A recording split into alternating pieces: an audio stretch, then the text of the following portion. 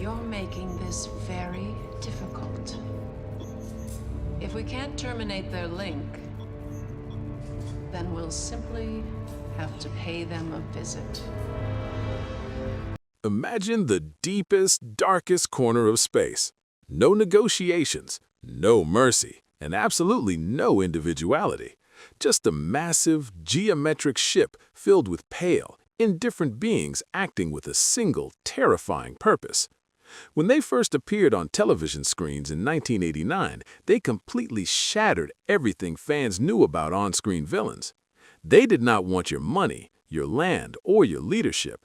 They just wanted your technology, and they would tear through anything in their path to get it. But over the next 30 years, this unstoppable hive mind had to adapt to survive, mutating from mindless scavengers into an emotionally complex, desperate, and deeply fractured threat. How did a race of emotionless drones become the most unpredictable nightmare in the galaxy? And what happened next would shock everyone. The year was 1989, and audiences were introduced to a completely new kind of terror. During the second season of The Next Generation, a practically omnipotent being simply known as Q flung the Starship Enterprise millions of light years into uncharted, incredibly hostile territory. This was not just a random detour. Q wanted to prove a point, showing the comfortable, overly confident crew that the universe was filled with unimaginable horrors they were completely unprepared to face. Enter the Borg.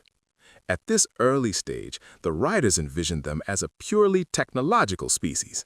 When the crew first encountered these cybernetic nightmares, the drones were pale, indifferent, and completely ignored the humans walking right past them. They were not interested in talking, taking hostages, or showing any signs of typical villain behavior. Their only goal was slicing out pieces of the Enterprise to assimilate its advanced technology. This indifference was actually what made them so absolutely terrifying.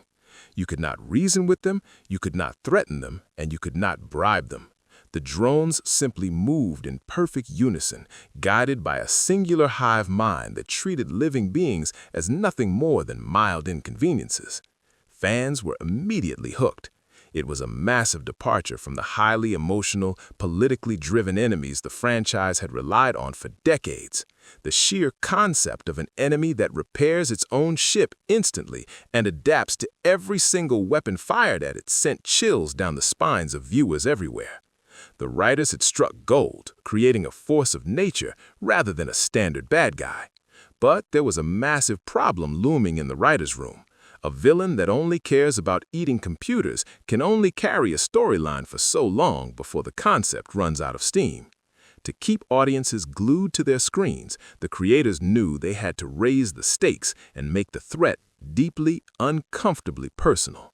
And what happened next would forever change the life of the ship's captain. The turning point came at the end of the third season in a massive cliffhanger that totally changed television history. The writers knew that stealing ship parts would not keep viewers awake at night forever. The threat had to evolve into something much more sinister. And evolve they did. Instead of just ripping into the metal hull, the terrifying collective decided they needed a voice, a human face to speak for them. They targeted the most beloved character on the show, Captain Jean-Luc Picard, and did the unthinkable. In a deeply disturbing twist, they captured him, mutilated his body with cybernetic implants, and erased his humanity.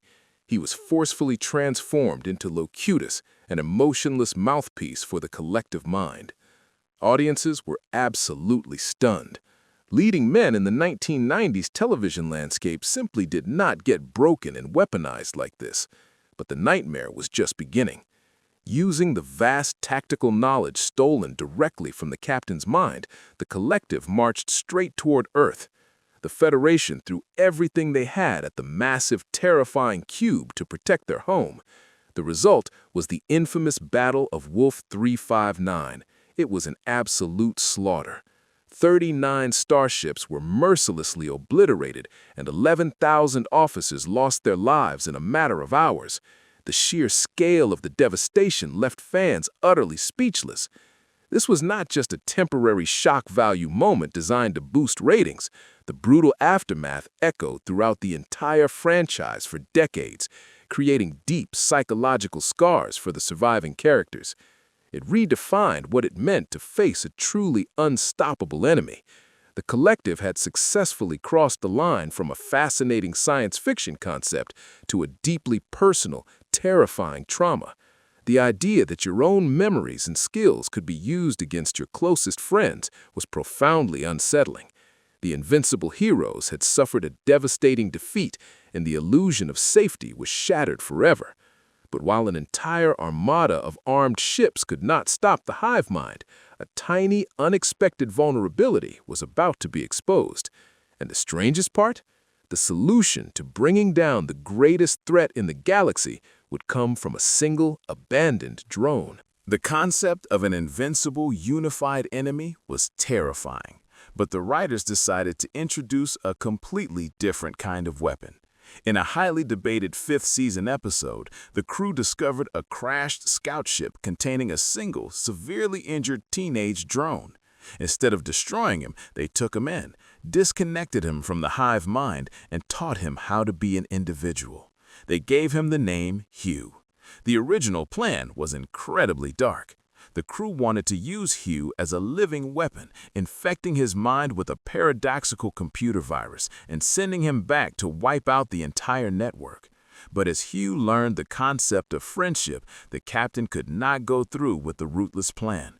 Instead, they sent him back with a much simpler virus, the concept of individuality. Fans speculated this would be the brilliant philosophical end to the greatest villains on television, but it backfired spectacularly. The idea of being a single person rather than a massive collective completely shattered the minds of the drones.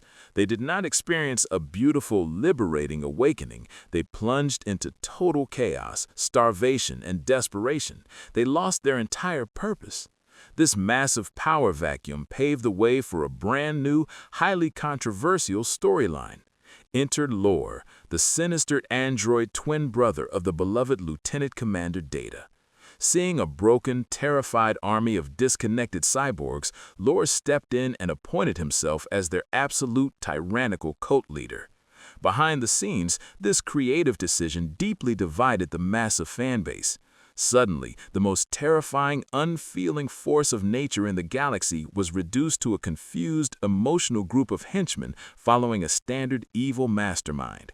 For many viewers, seeing the invincible hive mind acting as a subservient, toothless personal army completely ruined their menacing reputation. It felt like a massive step backward for the creators, who had spent years building up this unstoppable threat, only to have them manipulated by a rogue piece of technology. The television era of the cyborgs was seemingly ending on a bizarre, underwhelming note. But the studio executives were already planning the massive transition to big-budget feature films. They knew they needed a massive, highly debated course correction to make their villains truly terrifying again. And to do that, they were about to give the faceless hive mind something it never had before. In 1996, the creators took their most terrifying creations to the silver screen in the massive blockbuster film First Contact. But the writers faced a major cinematic problem. A faceless, silent hive mind that only speaks in unison does not make for engaging movie dialogue. You cannot have a dramatic, nail-biting showdown with a collective network. The shocking solution completely changed the lore forever. They introduced the Queen. Suddenly, the ultimate nightmare of total equality and erased individuality had a supreme physical leader. This massive creative pivot completely split the fandom right down the middle, creating a debate that still rages on message boards today. Die-hard purists heavily criticized the decision, arguing that giving the hive a physical embodiment completely ruined the mysterious, unfathomable horror of the original television seasons. To them, the villains went from a terrifying force of nature to just another standard science fiction monarchy. But on the other side of the aisle, many fans felt this incredible shift made them significantly deadlier. The Queen brought a terrifying new philosophy to the table. It was no longer just about mindlessly eating starships and stealing computers. Through her manipulative dialogue, and later expanded upon heavily in the Voyager television series, their true horrifying motive was finally revealed. They were not seeking blind conquest or territorial expansion. They were violently pursuing absolute perfection. By forcibly adding the biological and technological distinctiveness of thousands of different species, they were trying to build a flawless universe. The Queen brought a deeply personal, almost seductive cruelty to the assimilation process, treating the destruction of entire civilizations like a twisted form of salvation. She was adaptable, ruthless, and stopped at absolutely nothing to achieve her perfect vision. But even a supreme, supposedly infallible leader could not stop the cracks from forming inside the massive, overwhelming collective mind. And what happened next would expose a deeply hidden secret that no one saw coming. By the time the television series Voyager was boldly exploring the deep, uncharted territory of the Delta Quadrant, fans were expecting massive space battles on the collective's home turf. But the writers took a brilliant, completely unexpected detour. Instead of just focusing on the terrifying power of the Queen, they started exposing massive, tragic vulnerabilities hidden deep inside the system. The crew stumbled upon a highly secretive, desperate faction known as the Cooperative. This was a group of former assimilated victims, including a human woman named Riley Frazier, who had been miraculously severed from the main network during an electrokinetic storm. They were still physically linked to each other through neural technology, sharing thoughts and healing rapidly, but they had their free will back. It proved that the unity of the hive mind could actually be used for survival in community instead of ruthless conquest. But the most shocking revelation came much later, in a massive two-part event that completely shattered the illusion of total control. Hidden deep within the regeneration cycles of thousands of drones was a massive, secret virtual reality known as Unimatrix Zero. While their physical bodies were forced to commit unspeakable horrors for the Queen, their minds would occasionally slip into this beautiful digital sanctuary. Inside this dream world, the drones remembered their past lives. They remembered their original names. They formed deep friendships, and they even fell in love. It was a heartbreaking, incredibly humanizing look at the innocent people trapped inside the cybernetic nightmares. Of course, this beautiful secret was also the ultimate vulnerability. The legendary Captain Catherine Janeway realized that this hidden dream world was the perfect place to organize a massive internal resistance movement against the Queen. But doing so required an incredibly tragic sacrifice. To free the drones and permanently sever their connection to the evil collective, they had to completely destroy Unimatrix Zero. The victims had to watch their only safe haven, their beautiful digital sanctuary, get completely wiped out just to have a fighting chance at real freedom in the physical world.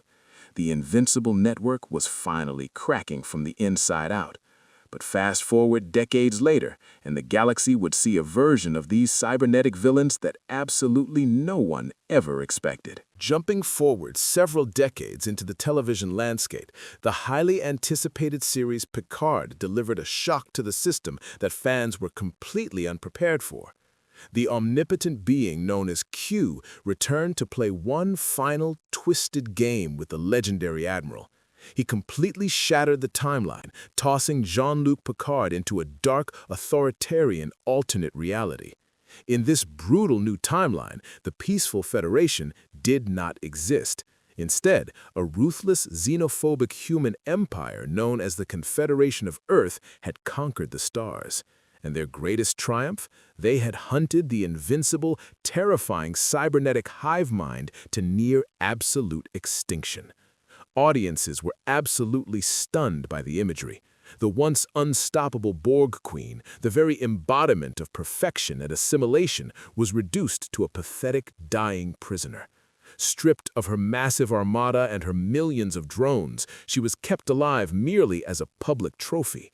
The brutal humans of this reality expected General Picard, known here as the ultimate slayer of the collective, to publicly execute her and deal the final humiliating blow to the network. Seeing the greatest villain in television history reduced to a helpless, impotent captive completely flipped the script. It was a massive, controversial choice by the showrunners that sparked fierce debates online. Was it brilliant writing to show how easily humanity could become the monsters, or was it a massive disrespect to the legendary cyborgs? But the writers threw another massive curveball.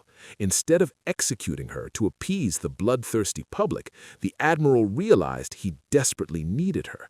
To fix the broken timeline and save the future, the crew had to travel back in time to the year 2024. The Queen was the only being with the multi-dimensional awareness and raw computational power to calculate the complex slingshot maneuver. In a totally bizarre twist of fate, the ultimate nightmare was forced to cooperate with her greatest enemy simply to survive. This desperate, incredibly uneasy alliance pushed the boundaries of the lore further than ever before.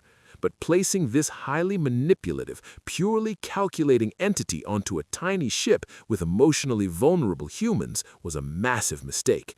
And this desperate alliance led to the strangest, most highly debated evolution yet. Trapped in the 21st century, the alternate reality Queen was physically shattered, but her incredibly manipulative mind was still fully functional. She needed a new body to survive, and she found the perfect, tragic target in Dr. Agnes Jurati. Agnes was a brilliant synthetic life-form specialist, but she was also deeply lonely, constantly searching for a profound personal connection she could never quite find. The Queen did not just violently assimilate her like the mindless drones of the past. Instead, she quite literally got under her skin, offering Agnes a twisted promise rather than a threat. She offered her the one thing she desperately wanted: absolute, unbreakable connection. What happened next completely shattered the fan base. Agnes willingly accepted the merge, but because she retained her brilliant, empathetic mind, she completely changed the nature of the beast from the inside out. Together, they formed an entirely new, deeply controversial faction. This was not the mindless, conquering swarm from the 1990s. This was a benevolent, voluntary cooperative. They did not force assimilation on innocent worlds. Instead, they only assimilated individuals who actively consented to joining the community, often offering a second chance at life to the dying or the broken. They used their massive combined power to protect the galaxy rather than destroy it, eventually seeking entry into the very Federation they once tried to annihilate. Online forums exploded with intense debates over this massive creative swing. Many longtime viewers were absolutely furious. To them, taking the ultimate terrifying nightmare of the franchise and turning them into friendly, misunderstood allies completely ruined their legacy. It felt like the writers had permanently defanged the greatest threat in science fiction history. But others praised the brilliant character arc, pointing out that true evolution meant moving past mindless destruction and finding a better way to exist. It seemed like the decades-long reign of terror was finally over, ending on a strangely hopeful note.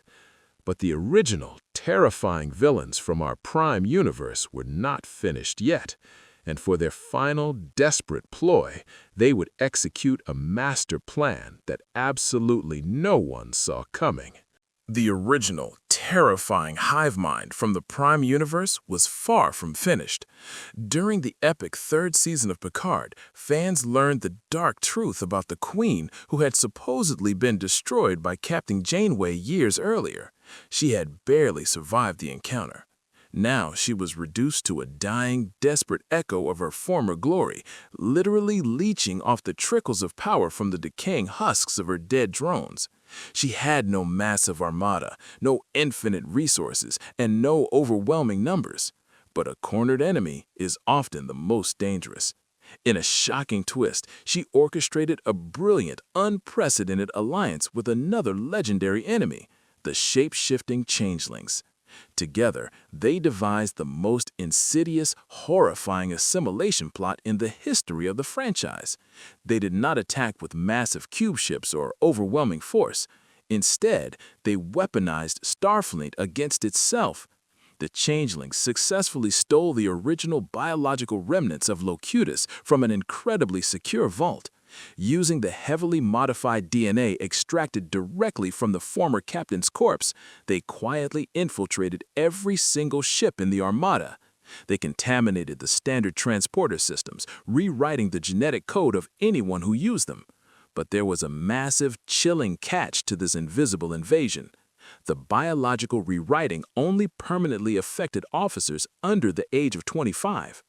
Without ever realizing it, the youngest, brightest minds in the galaxy were secretly transformed into dormant sleeper agents.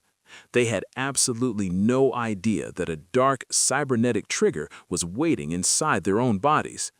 The ultimate trap was sprung on Frontier Day, a massive celebration where the entire fleet was gathered in one single location.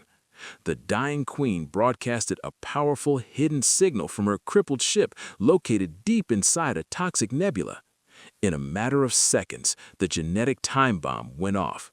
The younger generation instantly turned violently against the older officers, assimilating the entire armada from the inside out in a terrifying ambush. It was the ultimate, heartbreaking betrayal, proving that even at death's door, the collective could still orchestrate the absolute worst nightmare imaginable. Ultimately, it took the legendary, reunited crew of the original Enterprise to infiltrate her hidden cube and permanently disconnect her from the dying hive.